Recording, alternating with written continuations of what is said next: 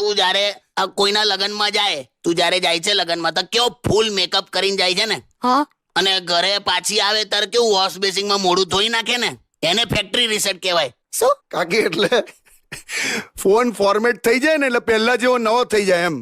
હા તો ભાઈ આવું બોલવાનું, મેકઅપ ને આવું બધું એક્ઝામ્પલ આપવાનું. આ તો તને સમજાય એટલે હવે, બાકી તો હું એવું માનું છું કે તારે મેકઅપની જરૂર નથી. સાચે? અરે વાવ. તને પ્લાસ્ટિક સર્જરીની જરૂર છે એમ. હટ. હવે આ પાર્લર ખુલે તો સારું. કયું પાર્લર? કુદરતી રચના છેડછાડ કેન્દ્ર. હે? કુદરતી રચના છેડછાડ કેન્દ્ર એટલે બ્યુટી પાર્લર નું કે છે. તો હું બોલાય. પણ કાકી બ્યુટી પાર્લર ક્યાંથી ખુલે યાર અત્યારે? કેમ? આ બધે દારૂની દુકાન ખુલી શકે તો પછી બ્યુટી પાર્લર ના ખુલી શકે? તે બધે બ્યુટી પાર્લર નથી ખુલ્યા એટલે જ દારૂની દુકાન ખોલેલી. એટલે પીધા પછી આખું જગત જ સુંદર લાગે, એટલે બ્યુટી પાર્લર ની જરૂરત જ નહીં ને. જાઓ. કાકી તમે સરસ જ લાગો છો, મસ્ત જ લાગો છો, તમે ઓલવેઝ બ્યુટીફુલ લાગો છો. પણ તમે છે ને થોડુંક આમ એ કરો, તમે એક્સરસાઇઝ કરો બસ ખાલી. અરે યાર શું કરું પણ? તમને સાચું કહું, તમે છે ને સાયકલિંગ કરો. સાયકલિંગ કરવાથી 100% તમારું બોડી ખાસું ઉતરી જશે એમ. અરે સાયકલિંગ કર્યું તું મેં 2 મહિના, પણ પછી કોઈ ફરક ના પડ્યો. પણ એ સાયકલ પર પાછળ બેસવાથી ના ઉતરે. હે? એટલે હું ચલાવતો તો તો આ છે ને જે મારી બોડી વધી છે ને, બધી તમારા લીધે જ વધી છે. ઓકે? એ મારા લીધે કેમ? લગ્ન થયાના અત્યાર સુધી તમે આમ છે ને, જ્યારે પણ હું જમવાનું બનાવું ને તો તમે ઓછું ખાવ છો અને સૌથી વધારે મને ખવડાવો છો કે લે ખા ખા ખા ખા કરીને મને જ ખવડાયા કરો છો. ક્યા બાત હે કાકા. એમને પણ બહુ ગંદુ બનાવે છે જમવાનું એટલે. હાય હાય. હં, અચ્છા, એટલે તમે આજે મને ખવડાય કરો છો એ હું ખરાબ બનાવું છું એટલે ખવડાવો છો? તો તને શું લાગ્યું? મને એમ કે બધું આટલો બધો પ્રેમ છે મારા માટે. હોતું હશે. છે ને, બહુ ખરાબ માણસ છે. તો આ છે ને જે મારી બોડી વધી છે ને, બધી તમારા લીધે જ વધી છે. ઓકે? એ મારા લીધે કેમ? લગ્ન થયાના અત્યાર સુધી તમે આમ છે ને, જ્યારે પણ હું જમવાનું બનાવું ને તો તમે ઓછું ખાવ છો અને સૌથી વધારે મને ખવડાવો છો કે લે ખા ખા ખા ખા કરીને મને જ ખવડાયા કરો છો. ક્યા બાત હે કાકા. એમને પણ બહુ ગંદુ બનાવે છે જમવાનું એટલે.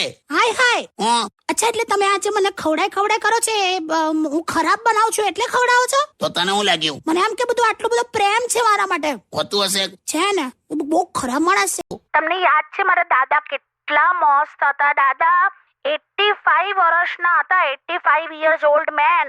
પણ એ ઉંમરે પણ અઠવાડિયામાં 6 દિવસ કસરત કરતા હતા. બોલો. શું વાત છે! 85 ની ઉંમરે અઠવાડિયામાં 6 દિવસ કસરત, એટલે એક દિવસ રજા પાડતા હતા? ના, એ જે કસરત કરાવવા આવતા હતા ને એ ભાઈ રજા પડતા હતા એમ. અચ્છા. અને આખી તે રજૂઆત ખોટી કરી છે. હં? શું ખોટું કીધું મેં? નતા કરતા 6 દિવસ? તારા દાદા 85 ની ઉંમરે અઠવાડિયામાં 6 દિવસ કસરત કરતા હતા. હા, એ જ તો કીધું મેં. પણ એનો અર્થ એ નતો કે he was fit and fine. એ ફિઝિયોથેરાપીના સેશન લેતા હતા, ખાટલા પરથી ઊભા નતું થવાતું એટલે. એવું હતું? હા તો પણ આ રજૂઆત આ રીતે કરે તો. મારે તો એટલો જ મેસેજ આપવો છે કે બધા ફિટ એન્ડ ફાઇન રહેવું જોઈએ. હા, ફિટ તો રહેવું જ પડે. તમે જો જાતે પોતે ફિટ નહીં રહો તો તમારા કપડાં જાતે પોતે ફિટ થઈ જશે. લાયા. મસ્ત બોલ્યા હા, જોરદાર. એમને ખ્યાલ આવ્યો કે નહીં? તને ખ્યાલ આવ્યો કે નહીં? ખ્યાલ આવી ગયો. અને સાંભળ ને, સાંજે છે ને મારે આમ કંઈક સ્વીટ ખાવું છે. આમ સ્વીટ ગળ્યું ખાવાની ઈચ્છા છે આમ. હા બિલકુલ બિલકુલ. ચાસણીમાં વેલણ બોળીને રાખ્યું છે, આવો. ચાસણીમાં હું બોલી વેલણ બોડીને રાખે એટલે આ રીતે બોલાવે તું મને? આવો આવો, તમને મસ્ત સ્વીટ ખવડાવ. તમને વઘારેલો દૂધપાક ખવડાવું. વઘારેલો દૂધપાક? જોયું ને તે? આય જમવા. ના ભાઈ ના. આવો તમે આવો. આ તું માન નહીં, તું કીધે તું તારું રાઇટિંગ નું કર્મ. और पत्नी अपने पति को खुश नहीं देख सकती. આમાં આદર્શ ક્યાંથી થયું તો? પણ એવું જ હોય છે લા. પેલો ખુશ થઈને ઘેર આવે ને તો પેલી 17 સવાલ પૂછે કે કેમ ખુશ છો આજે, હું છે એવું કર્યા કરે. એટલે પત્ની ક્યારે ખુશ ના થાય? થાય પણ ક્યારે? હિન્દીમાં. એટલે હિન્દીમાં બોલવાનું જ તમારે. અલા पत्नी के जीवन में 3 परम सुख होते हैं. 3. તું બોલ ને હિન્દીમાં. હા 3. 3 परम सुख होते हैं. पहला खूबसूरत काया, હા दूसरा पर्स में माया, હા. और तीसरा पति पहली જ आवाज में बोले कि अभी आया. વાહ કાકા, તમે બોલા જોરદાર. खूबसूरत काया, पर्स में माया और पति पहली बार में बोले अभी आया. ક્યા બાત હે. તમારી કાકી છે ને એ મારી અર્ધાંગીની કહેવાય, બરાબર? અને હું આજે જાહેરમાં કહું છું 200મા નંબરના એપિસોડમાં કે મને એના વગર નહીં ફાવે. હાય હાય હાય હાય હાય. આવું બધું ના કરીને તો ઘેર જતી રહેજા. એમ નહીં, તમે મારી તારીફ કરી એટલા માટે યાર. એ તો છે જ ને ભાઈ. જે સ્ત્રી એક સાડી ખરીદવા માટે આખી દુકાન ફેંદી મારે, આ બતાવો ને પેલી બતાવો ને આ બતાવો, એ વ્યક્તિએ જયારે મને સિલેક્ટ કર્યો હોય તો મને કેવો ગર્વ થાય.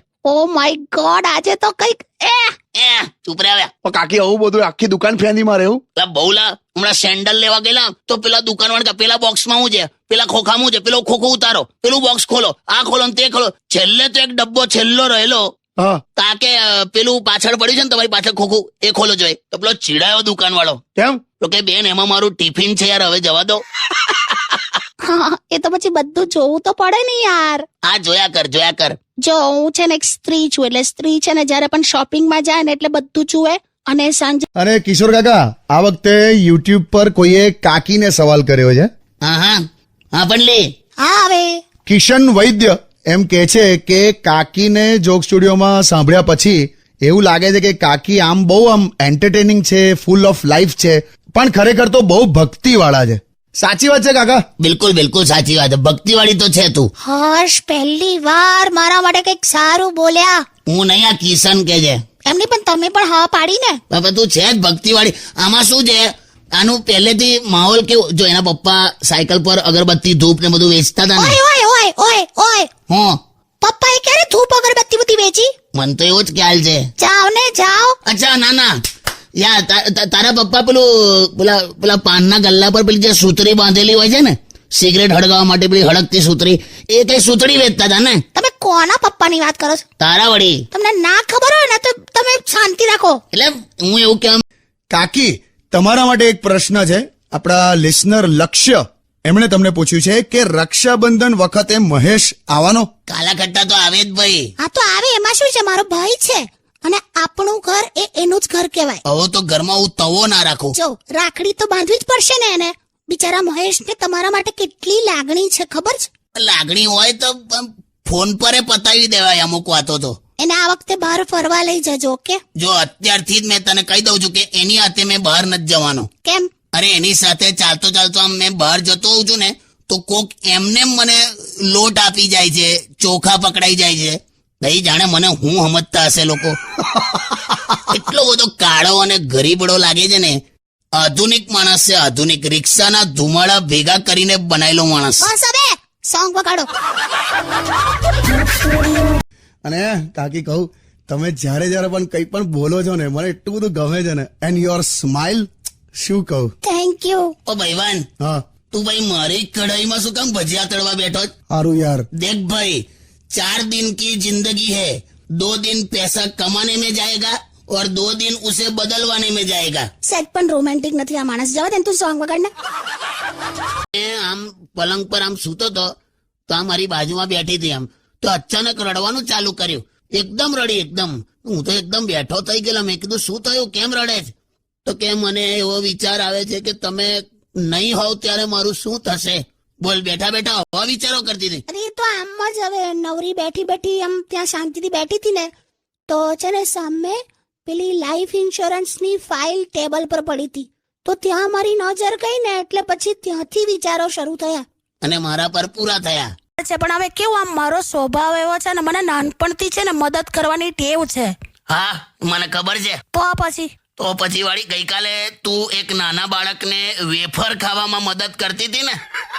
બિચારું ખુશીના મારે એટલું બધું રડ્યું. બસ હવે એ બધું કહેવાની જરૂર છે? બેહી જા છોન મને. ના હવે ચાલો હું નીકળું જ છું. હારું ત્યાં ઘેર જાત ના નીકળ. પેલું બોલી જા છેલ્લું વાળું. So, stay tuned with Kishore Kaka only on Radio City 91.1. એક ટાઈમ હતો જ્યારે મારા નામથી પણ લોકો ધ્રુજતા હતા. આ તો કેમ ધ્રુજતા હતા એ કોને? પણ શિયાળામાં તમે લોકોની રજા લઈને ભાગી જતા હતા તે ધ્રુજે જ ને. આ બધું બોલવાની જરૂર છે પણ તારે? હું માંડ પેલો ખોફ તૈયાર કરું છું. આ કરો ખોફ. भाई लोग, ये तुम्हारा किशोर बाबा 23वीं तारीख को गुरुवार के दिन सुबह 11 बजे रेडियो सिटी इंडिया के फेसबुक से लाइव दिखेगा. पण अपन होगा फेसबुक की ऑफिस में मुंबई से लाइव संवाददाता किशोर के साथ मुंबई रेडियो सिटी. ના છેલ્લે સમાચાર જેવું લાગ્યું નહીં? વાંધો નહીં, તમે નીકળો અત્યારે બધા તમને લાઈવ જોઈશું અમે. Stay tune with radio city 91.1. તમારો અવાજ તો પેલો ફાટેલા બંબુ જેવો છે. યુનિક અવાજ છે, યુનિક. હોશિયારી ઓડકાર ફસાઈ ગયો એવો. એ જે હોય પણ છે ને તમે છે ને થોડું પેટ ઉતારો યાર. બહુ વધી ગયું છે, કાપ્યા વગર તડબૂચ ગળી ગયા હોય એવું. રે આ 23મીએ ફેસબુકની ઓફિસમાં તમને બધા જોશે ને સવારે મુંબઈમાં, બાપરે કેવા લાગશો. ઉતારું છું લી આવે. પણ ક્યાં એટલું બધું પેટ છે કાકી? છેલા છે, આ ગઈકાલે અનુભવ થયો. બાઇક લઈને પેટ્રોલ પંપ ગયો, મારું પેટ એટલું બધું બહાર આવી ગયેલું ને ટાંકી પર, તે પેલો એવું બોલો કે કઈ ટાંકીમાં નાખું. અલા પછી મેં આમ અંદર આમ ઊંડો શ્વાસ લીધો, પેટ અંદર ગયું ત્યારે બાઇકની ટાંકીનું ઢાંકણું દેખાયું. હારું આ પેટ કેમનું ઉતરે યાર. હું કહું તમને, તમે છે ને રોજના હવે 3 ઈંડા આપવાનું ચાલુ કરી દો તો 2 મહિનામાં ઉતરી જશે. વે પોલ્ટ્રી ફાર્મ મેં મરગી જવું. મસ્તી કરે. ગુબ્બો માર દઈશ પેટમાં. પેટમાં ના મારતા યાર, સવારે જ નાન ખટાઈ ખાધી છે, તૂટી જશે. જો ને કેવા જવાબો.